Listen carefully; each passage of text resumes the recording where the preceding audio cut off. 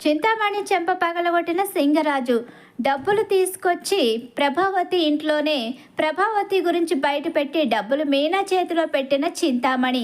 మరి చింతామణి అసలు ఎందుకు ఇలా చేసింది? ప్రభావతి గురించి నిజం తెలుసుకున్న సత్యం ఏం చేస్తాడు, ఏం జరిగింది తెలుసుకోవాలనుకుంటే వీడియోని అయితే చివరి వరకు మిస్ కాకుండా అయితే చూసేయండి. అలానే మా వీడియోని లైక్ చేయడం మాత్రం మర్చిపోకండి. ఇక్కడ చూస్తే ఇక అసలు ఎట్టి పరిస్థితిలోని కూడా డబ్బులు మాత్రం వెళ్ళే ప్రసక్తి లేదు. ఆ మీనా ఏడుస్తూనే ఉండాలని చెప్పేసి చింతామణి తన మేనేజర్తో అయితే చెప్తూ ఉంటుంది. ఈలోగానే ఫోన్ చేస్తుంది ప్రభావతి. అయితే ఏంటి చింతామణి గారు, ఏంటి పరిస్థితి? మీరే చెప్పాలి. అక్కడ మీ కోడలు ఏం చేస్తుందో.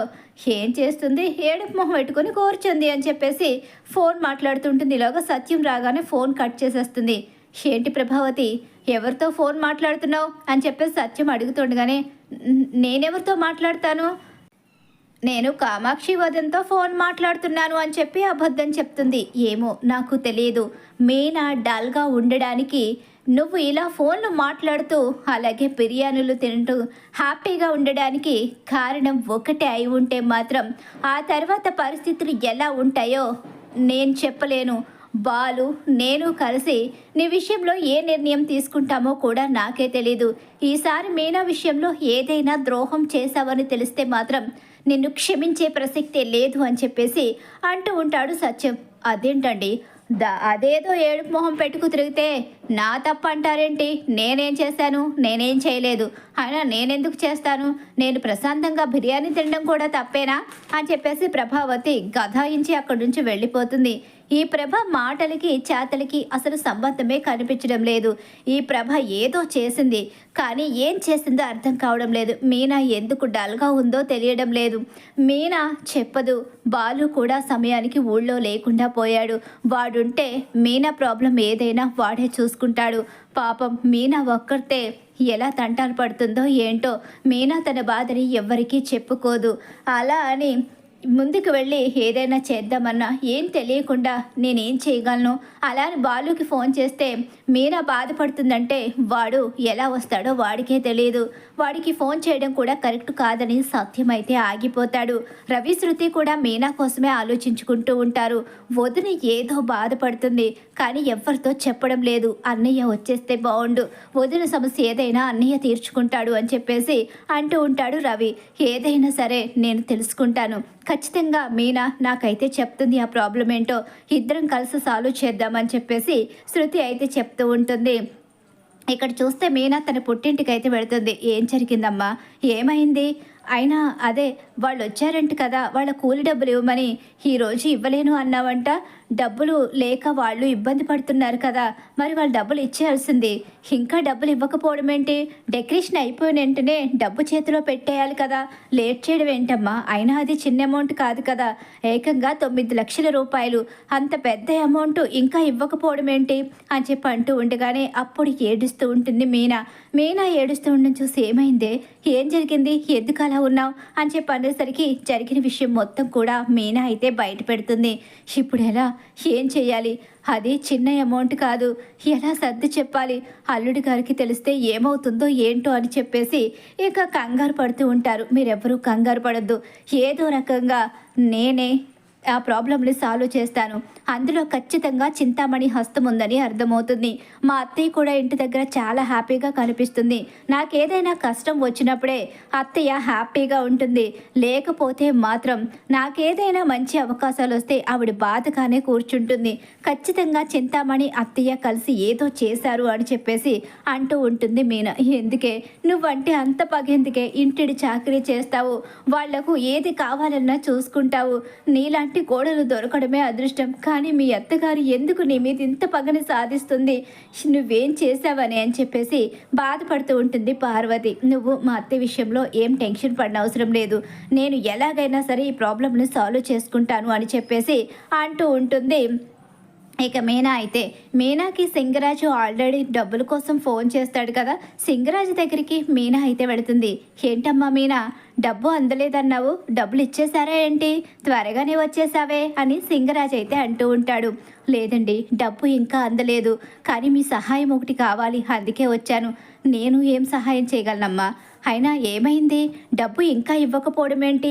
అలా అంత పెద్ద అమౌంట్‌ని డబ్బు ఇవ్వకుండా చేయడం కూడా కరెక్ట్ కాదు కదమ్మా! అని చెప్పేసి అంటూ ఉండగానే, నేను నమ్మకంగానే చేశాను. కానీ నన్ను మోసం చేశారు. నన్ను మోసం చేసిన వాళ్ళలో ఒక లేడీ ఉంది. ఆవిడే కావాలని ఇదంతా చేస్తుంది. ఎవరమ్మా ఆవిడ? అసలు ఎవరు నిన్ను మోసం చేశారు? ఏం జరిగిందో చెప్పమ్మా అని సింగరాజ్ అయితే అంటూ ఉంటాడు. ఇక అప్పుడు మొత్తం జరిగింది మొత్తం చెప్తుంది. దీని వెనకాల చింతామణి ఉంది. చింతామణికి మొదటి నుంచి నేను డెకరేషన్ ఆర్డర్స్ తీసుకోవడం ఇష్టం లేదు.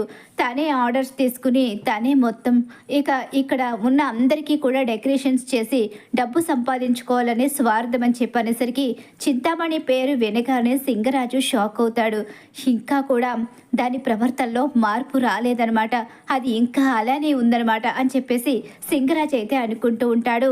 ఒక్కసారే ఫోటో వైపు సింగరాజు చూసుకుంటూ ఉంటాడు. ఏంటమ్మా ఇప్పుడు పరిస్థితి? మీరు నాకు సహాయం చేస్తారా? ఎలా అమ్మా? నీకు నేను ఎలా సహాయం చేయగలను అని చెప్పేసి సింగరాజ్ అయితే అంటూ ఉంటాడు. మీరు ఎలాగైనా సరే అక్కడ ఓనర్తో మాట్లాడండి. జరిగిన విషయం ఆయనకు అర్థమయ్యేలా చెప్తే మీ మాట అయినా ఆయన వింటాడేమో. లేదమ్మా, నేను ఓనర్తో మాట్లాడను. నిన్ను మోసం చేసిన లేడీతో నేను మాట్లాడతాను. ఆ లేడీ నీకు డబ్బులు ఎలా ఇవ్వదో నేను చూస్తాను. ఆ చింతామణి దగ్గర నుంచి డబ్బులు ఎలా వసూలు చేయాలో కూడా నాకు తెలుసు. నువ్వేమీ టెన్షన్ పడిన అవసరం లేదు. నా డబ్బు నాకు తిరిగి నువ్వు వెంటనే ఇచ్చేస్తావని నాకు క్లారిటీ వచ్చింది. ఆ డబ్బు తీసుకొచ్చి నీ ఇంట్లో నీ చేతిలో ఆ లేడీ చేత పెట్టించే బాధ్యత నాది. ఆ చింతామణిని నేను వదిలిపెట్టను, ఎవరు వదిలిపెట్టినా అని సింగరాజు అంటూ ఉంటాడు. చాలా థ్యాంక్స్ అండి. నా భర్త కూడా ఊళ్ళో లేరు. నా భర్త వచ్చే లోపలనే ఈ ప్రాబ్లం సాల్వ్ అవ్వాలి. లేకపోతే ఆయన ఆవేశం ఎలా ఉంటుందో నాకు కూడా తెలియదు. ఆయన్ని ఆపడం నా వల్ల కూడా కాదు. పైగా నాకు కష్టం వచ్చిందంటే ఇక ఆయన్ని ఎవ్వరూ ఆపలేరు. నన్ను మోసం చేశారంటే ఇక ఆయన ఆఖరు కూడా ఎలాంటి నిర్ణయం తీసుకుంటారో నాకే తెలియదు. ఆ తర్వాత పరిస్థితులు తారుమారైపోతాయి. అందుకే ఆయనకి ఇప్పటి వరకు నేను నిజం చెప్పలేదు. ఆయన బయలుదేరి వచ్చేస్తున్నారు.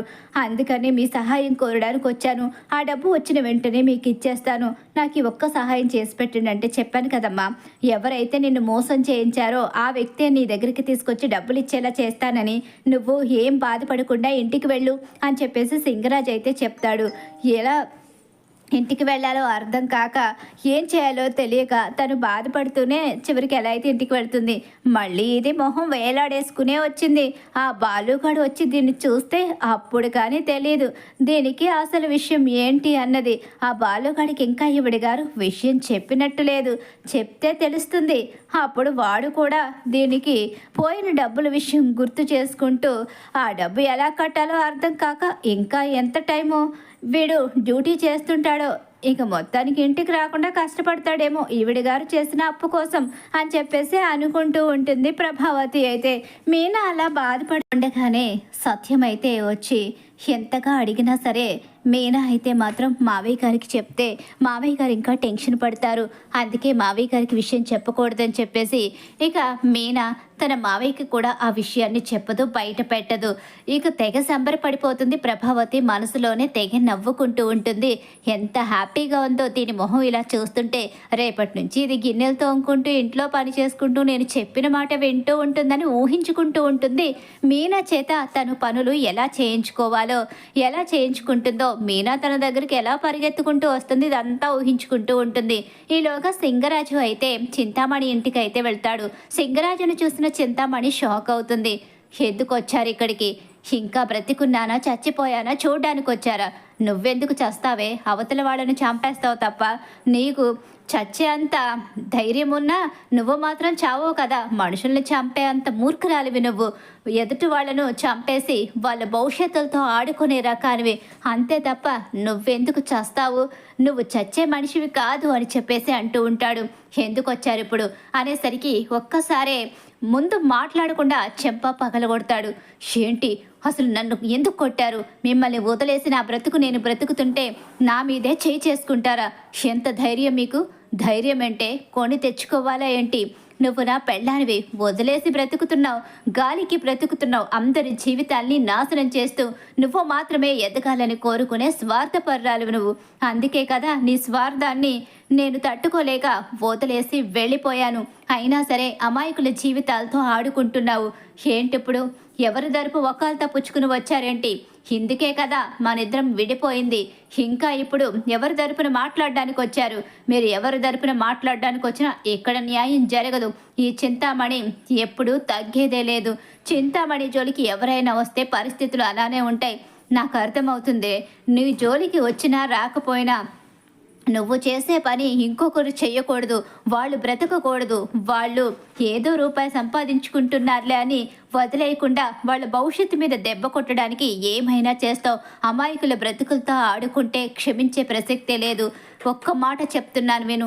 నువ్వు 10 లక్షల రూపాయల విషయంలో ఒక అమ్మాయిని మోసం చేసావు. ఆ అమ్మాయి ఎంతగానో బాధపడుతుంది. ఆ డబ్బు తీసుకుని వెళ్ళి మర్యాదగా తన చేతిలో పెట్టు, లేదా నేనేంటో నీకు చూపించాల్సి వస్తుంది. మీకు భయపడే రోజులు ఎప్పుడో పోయాయి. ఈ చింతామణి భర్తకు భయపడదని మీకు తెలుసు. నువ్వు భయపడవు, కానీ భయపెట్టడం ఎలాగో నాకు తెలుసు. నీ సంగతి తెలిసే నేను ఇక్కడి దాకా వచ్చాను. అంటే భయపెట్టకుండా నిన్ను బెదిరించకుండా వెళ్ళిపోతాను అనుకుంటున్నావా? నోరు మూసుకుని ఆ డబ్బు తన చేతికి ఇవ్వాలి, లేదా నా చేతిలో చస్తావు. ఈరోజు నేను నిన్ను చంపి జైలుకు వెళ్ళిపోతే అమాయకులు ప్రశాంతంగా బ్రతుకుతారు, లేదా నీ చేతిలో ఎంతోమంది అమాయకులు బలైపోతారు. ధైర్యవంతులైతే కష్టాన్ని ఎదుర్కొని బ్రతుకుతారు, కానీ ధైర్యం లేని వాళ్ళు మోసపోయిన క్షణమే ప్రాణాలు వదిలేస్తారు. అలా ఇంకొకరి ప్రాణాలు పోస్తే ఈ సింగరాజు చూస్తూ ఊరుకోడు. వాళ్ళ ప్రాణాలు తీస్తూ ఉంటే నిన్నెలా నేను క్షమిస్తాను అనుకుంటున్నావు? నిన్ను క్షమించను. ఇప్పటికిప్పుడే నిన్ను చంపేసి నేను జైలుకు వెళ్ళడానికి సిద్ధంగా ఉన్నాను. అందుకే నేను ఇక్కడి వరకు వచ్చానని చెప్పేసి తనని కొట్టి ఇక తన పీక పట్టుకొని తన విషయంలో కాస్త దురుసుగా ప్రవర్తిస్తాడు. దగ్గరికి రాబోయిన పియ్యని కూడా చంపేస్తాను దగ్గరికి వచ్చావంటే అని చెప్పి బెదిరిస్తూ ఉంటాడు. ఏంటి, నా చేతిలో చేస్తావా? ఆ అమ్మాయికి తీసుకుని వెళ్ళి డబ్బులు తన చేతిలో పెడతావా? నేను ఎంత మొండో నీకు తెలుసు కదా. ఇంతకాలం నిన్ను వదిలినా ప్రశాంతంగా బ్రతుకుతున్నాను, కానీ నా జీవితంలోకి ఏదో రూపంలో నీ పేరు వస్తుందని ఇప్పటి వరకు అనుకోలేదు. నీ గురించి తెలుస్తూనే ఉంది, కానీ అమాయకురాలి జీవితంతో ఆడుకున్నావని తెలిసిన తర్వాత కూడా నేను చూస్తూ ఊరుకోను. నువ్వు ఇప్పుడు నా చేతిలో చావు దెబ్బలు తినకుండా తనకి డబ్బులు ఇచ్చేసి మర్యాదగా క్షమాపణ చెప్పి రావాలి, లేదా ఇక్కడే నువ్వు చస్తావు తప్ప బయటికి కూడా వెళ్ళనివ్వను అని చెప్పేసి వీడేమైనా బయట పెడతాడనుకుంటున్నామో, నీతో పాటు వీడిని కూడా పాతి పెట్టేస్తానని చెప్పేసి అసలే సింగరాజుకి చాలా కోపం. పైకి ఎంత మంచిగా ఉన్నా మంచి వాళ్ళతో మంచిగానే మాట్లాడతాడు. చెడ్డతనం వస్తే తనంత చెడ్డవాడు ఎవ్వరూ ఉండరు. అలా సింగరాజు కోపం ముందు చింతామణి కోపం ఎందుకు పనికిరాదు. చింతామణి కూడా హానికి ఉండాల్సిందే. అలా బ్రతకలేక సింగరాజు కోపాన్ని భరించలేక తన యాటిట్యూడ్ని చంపుకోలేక సింగరాజుని వదిలేసి దూరంగా బ్రతుకుతున్న చింతామణి జీవితంలోకి ఇప్పుడు మీనా కారణంగా అడుగు పెడతాడు సింగరాజు.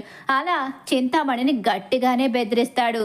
చావుకు భయపడని చింతామణి తన భర్త నిజంగానే చంపేస్తాడని భయపడి డబ్బు ఇచ్చేస్తాను, నేను తన డబ్బు తన చేతికి ఇచ్చేస్తాను, ఈ విషయంలో మన మధ్య గొడవ అవసరం లేదు, నేను తీసుకుని వెళ్ళి తన డబ్బు ఇచ్చేస్తానని చెప్పేసి చింతామణి తన భర్త దగ్గర ఒప్పుకుంటుంది.